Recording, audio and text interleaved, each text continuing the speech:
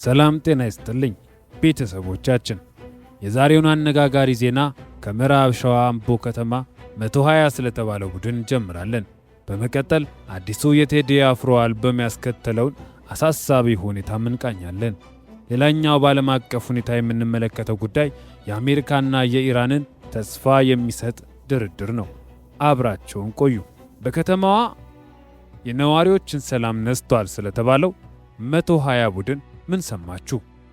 በአሁኑ ወቅት በአምቦ ከተማ ስሙ በስፋት እየተነሳ ያለው 120 የተሰኘው ስብስብ በከተማዋ ነዋሪዎች ላይ ከፍተኛ ስጋት ደቅኗል። ይህ ቡድን በከተማዋ የቀንና የሌሊት እንቅስቃሴ ላይ ቁጥጥር በማድረግ ድብደባ፣ ዘረፋና ሰዎችን ያለ አግባብ የማሰር ተግባር እንደሚፈጽም ነዋሪዎች በምሬት እየገለጹ ነው። የዚህ ቡድን መሪ ማን ነው? ጀማሪውስ? የማህበራዊ ሚዲያ መረጃዎች እንደሚጠቁሙት ካሳዬ ቀነኒሳ የተባለ በአምቦ ከተማ የሆቴል ባለቤት የሆነ ግለሰብ ቡድኑን በበላይነት እንደሚመራው ይነገራል። አሁን ላይ ከተማዋ ሁኔታ አምቦ በአሁኑ ሰዓት በወንጀለኞች ከበባ ስር እንደወደቀችና ነዋሪዎች ለደህንነታቸው ዋስትና እንዳጡ እየተናገሩ ይገኛሉ። መንግስት ግን እስካሁን በጉዳዩ ላይ ካሳዬ ቀነኒ የተባለውን ግለሰብ መያዙንና ግብረ አበሮቹንም መያዙን ቢያሳይም ህዝቡ ግን አሁንም ዝምታን መርጧል። ይሄ በአምቦ ከተማ የተጀመረው የ120 ቡድን ወሬ አሁን ወደ ዋና ከተማዋ አዲስ አበባም እየተሻገረ ይገኛል። ቡድኑ ከቀጥታ ወንጀል ባለፈ ስልታዊ የሆነ አደረጃጀት እንዳለው ይነገራል። እንዴት ይንቀሳቀሳል? 120 ቡድን በዋናነት ጥበቃ በሚመስል መልኩ የተደራጁና ግዙፍ የሰውነት ቅርጽ ያላቸው ወጣቶችን ይይዛል። በአምቦ ከተማ የመሬት ወረራን በማስፈጸም ከነጋዴዎች የጥበቃ በሚል ገንዘብ በመቀበልና ተቃውሞ የሚያሳዩ ሰዎችን በማስፈራራት ይታወቃል። የአዲስ አበባው ግንኙነት ምንድን ነው? በተለያዩ መረጃዎች መሰረት የቡድኑ መሪ ነው የተባለው ካሳዬ ቀነኒሳ በአዲስ አበባ በተለይም በሲኤምሲ በቦሌና በሀያት አካባቢዎች ሰፊ የንግድ ትስስርና የሪል ስቴት ኢንቨስትመንት እንዳለው ይነገራል። ጥቁር መኪናዎች ምንድናቸው? በአዲስ አበባ አንዳንድ አካባቢዎች ሰሌዳ የሌላቸው ወይም ጥቁር መስታወት ያላቸው መኪናዎች የዚህ ቡድን አባላት መመላለሻ ናቸው የሚል ስጋት በነዋሪዎች ዘንድ እየተሰራጨ ነው። ቡድኑ በአምቦ የሚያደርገውን መሰል ዝርፊያና ማስፈራራት ወደ አዲስ አበባ ናይት ክለቦችና መዝናኛ ስፍራዎች እያስፋፋው እንደሆነ ይነገራል። ይህ የደህንነት ስጋት ቡድኑ ከመደበኛው የጸጥታ መዋቅር ይልቅ ለግለሰቦች ታማኝ መሆኑ በአዲስ አበባና በአምቦ መካከል ያለውን የንግድ እንቅስቃሴ ለራሱ ጥቅም ለማዋል እንዲመቸው አድርጎታል ተብሏል። ነዋሪዎች መንግስት የት ነው ያለው የሚል ጥያቄ በስፋት እያነሱ ይገኛሉ። ቦንሰር ሰራዊት ቡድኑ በአምቦ ከተማና በአዲስ አበባ ዙሪያ ያሉ ግዙፍ የሰውነት ቅርጽ ያላቸው ወጣቶች በከፍተኛ ክፍያ በመመልመል የግል ደህንነት በሚል ስም ያሰማራቸዋል። እነዚህ ወጣቶች ጥቁር ልብስ በመልበስና በቡድን በመንቀሳቀስ በህዝብ ላይ የስነልቦና ጫና ይፈጥራሉ። ሰሌዳ የሌላቸው መኪናዎች በአሁን ሰዓት በአምቦና በአዲስ አበባ ቦሌ አካባቢ የሚታዩ ሰሌዳ የሌላቸው ወይም የክልል ሰሌዳ ተለጥፎባቸው ጥቁር መስታወት ያላቸው V8 መኪናዎች የዚህ ቡድን መለያ ሆነዋል። እነዚህ መኪናዎች በየትኛውም የትራፊክ ፖሊስ እንደማይቆሙና እንደማይፈተሹ ይነገራል። የመሬት ወረራውም ስልት ቡድኑ በአምቦ ዙሪያ ያሉ ገበሬዎችን መሬታቸውን ለኢንቨስትመንት እንፈልገዋለን በሚል በማስፈራራት በዝቅተኛ ዋጋ እንዲለቁ ይደረጋል።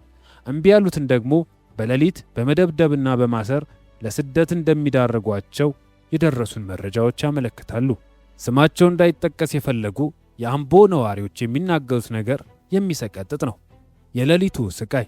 ከምሽቱ 2 ሰዓት በኋላ አምቦ ውስጥ መንቀሳቀስ አይቻልም ይላል አንድ ነዋሪ። 120 ቡድን በቡድን ሆነው መንገድ ላይ ያገኙትን ሰው ሁሉ ይደበድባሉ። ስልካቸውና ገንዘባቸውን ይቀማሉ። ፖሊስ ጣቢያ ሄደን ብናመለከትም እኛ እናውቃችሁም በሚል መልስ ይሰጡናል ሲል በምሬት ይናገራል። ወጣቶች ይህም ቡድን ለምን ይቀላቀላሉ? ቡድኑ ስራ አጥ ወጣቶችን በማደንዘዣ እጽና በገንዘብ በማማለል ወደ አደረጃጀቱ እንደሚያስገባቸው ይነገራል። አንዴ ከገቡ በኋላ ግን መውጣት እንደማይችሉና የወንጀል ተባባሪ እንዲሆኑ እንደሚገደዱ ይነገራል። አድማጮቻችን፣ ይህ የወንጀል ድርጊት ምናልባትም በቅርብ ጊዜ መፍትሄ እንደሚሰጠው እናም ደግሞ ከህግ የበላይነት በታች እንጂ በላይ እንዳልሆኑ የፖሊስ ሰራዊቱ እንደሚያሳይ ባለሙሉ ተስፋ ነን። ሌላኛው ዜናችን የቴዲ አፍሮን ዘፈንና ያስከተለውን መረበሽ እንመለከታለን። የቴዲ አፍሮ 18 ዘፈኖች ካሉበት ኢትዮሪካ አልበም ውስጥ ዳስጣል የተሰኘው ሥራ በአሁን ሰዓት በኢትዮጵያ ፖለቲካ ውስጥ ትልቅ ማዕበል አስነስቷል። የዘፈኑ መልእክት ዳስጣል የሚለው ስያሜ ከጀርመንኛ ቋንቋ የተወሰደ ሲሆን ትርጉሙም ሸለቆ ማለት ነው። ዘፈኑ አሁን ያለውን የአገሪቱን የጦርነትና የድህነት ጥቁር ሸለቆ እንዲሁም የዜጎችን ሰቆቃ በቅኔያዊ አገላለጽ ይተቻል። መንግስትን ያስቆጣው ነጥብ ምንድን ነው? በዘፈኑ ግጥሞች ውስጥ ፍትህ የጠፋበትና የንጹሐን ደም የሚፈስበት ጊዜ እንደሆነ የሚገልጹ መልእክቶች መኖራቸው በመንግስት ባለሥልጣናት ዘንድ እንደ ቅስቀሳ ተቆጥሯል። ይህን ተከትሎም አልበሙን ለማስተዋወቅ ታቅዶ የነበረው ትልቅ ጋዜጣዊ መግለጫ እንዲሰረዝ መደረጉ ይታወሳል። የታሰሩት ደጋፊዎች ጉዳይ በአዲስ አበባና በተለያዩ የክልል ከተሞች ዘፈኑን በድምፅ ማጉያ ሲያጫውቱና ሲጨፍሩ የነበሩ ወጣቶች የጸጥታ ረብሻ ፈጥራቸዋል በሚል መታሰራቸውን አንዳንድ የሚዲያ ባለሙያዎች ገልጸዋል። ከዚህ ጋር በተያያዘ የስቱዲዮ ወረራ ተፈጽሟል የሚል ነገር ሰምተናል። ከትላንት ወዲያ ምሽት በቴዲ አፍሮ ስቱዲዮ ላይ የተፈጸመው ወረራም ከዚሁ ዳስጣል ዘፈን ጋር በተያያዘ ሌሎች ያልተለቀቁና መንግስትን የሚተቹ ተጨማሪ የሙዚቃ ስራዎች አሉ በሚል ጥርጣሬ እንደሆነ የቅርብ ምንጮች እየገለጹ ይገኛሉ።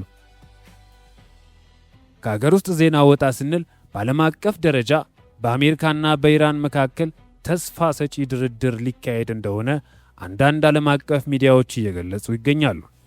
በፓኪስታን የሚካሄደው የአሜሪካና ኢራን ድርድር ፕሬዝዳንት ዶናልድ ትራምፕ ከፍተኛ አማካሪዎቻቸውን ጃሬድ ኩሽነርንና ስቲቭ ዊትኮፍን ከኢራን የውጭ ጉዳይ ሚኒስተር አባስ አራግቺ ጋር እንዲደራደሩ ወደ ፓኪስታን ልከዋል። ድርድሩ በቀጥታ ሳይሆን በፓኪስታን ባለሥልጣናት አማካኝነት የሚከናወን ሲሆን ዋና ዓላማውም በሁለቱ ሀገራት መካከል ያለውን የተኩስ አቁም ስምምነት ወደ ዘላቂ ሰላም መቀየር፣ በሆርሙዝ የባህር ወሽመጥ ላይ ያለውን የንግድ መርከቦች እገዳ ማንሳት ነው የሚል መረጃ ደርሶናል። የኢራን አየር መንገድ ዓለም አቀፍ በረራዎችን ጀመረ። ከወራት ውጥረት በረራ መቋረጥ በኋላ የኢራን ብሔራዊ አየር መንገድ ኢራን ኤር ከዛሬ ሚያዝያ 17 ጀምሮ ወደ ኢስታንቡል፣ ባኩ፣ ዶሃ እና ባግዳድ ዓለም አቀፍ በረራዎችን በይፋ መጀመሩን አስታውቋል። ይህም በቀጠናው ያለውን ውጥረት እየረገበ መምጣቱን እንደ ማሳያ ተወስዷል። ከማዱሮ በኋላ የመጀመሪያው የቬንዙዌላ ጉብኝት። የኮሎምቢያው ፕሬዝዳንት ጉስታቮ ፔትሮ ኒኮላስ ማዱሮ ከስልጣን ከተወገዱ በኋላ ቬንዙዌላን የጎበኙ የመጀመሪያው የውጭ ሀገር መሪ ሆነዋል። በጉብኝታቸውም ከጊዜያዊቷ ፕሬዝዳንት ዴልሲ ሮድሪጌዝ ጋር በድንበር ደህንነትና በወታደራዊ ትብብር ዙሪያ ተወያይተዋል። የታይላንድና የቻይና ስትራቴጂክ ውይይት። በታይላንድ ክራቢ ከተማ ከፍተኛ የዲፕሎማሲ ውይይት እያደረጉ ያሉት ሁለቱ ሀገራት የውጭ ጉዳይ ሚኒስትሮች በኤሌክትሪክ ተሽከርካሪዎች እና በንጹህ ኢነርጂ ዙሪያ በጋራ ለመስራት ተስማምተዋል። ቻይና በታይላንድና ካምቦዲያ የድንበር ውዝግብ ዙሪያ ሰላማዊ መፍትሄ እንዲመጣ ድጋፏን ገልጻለች። ለዛሬ የነበሩን ዜናዎች እነዚህን ይመስሉ ነበር። ቻናላችንን ሰብስክራይብ በማድረግ ቤተሰብ ይሁኑ። ወቅታዊ መረጃዎችን ለእናንተ ለማቅረብ ሁሌም እንተጋለን። ኢትዮጵያና ሕዝቦቿን ፈጣሪ ለዘላለም ይባርክ።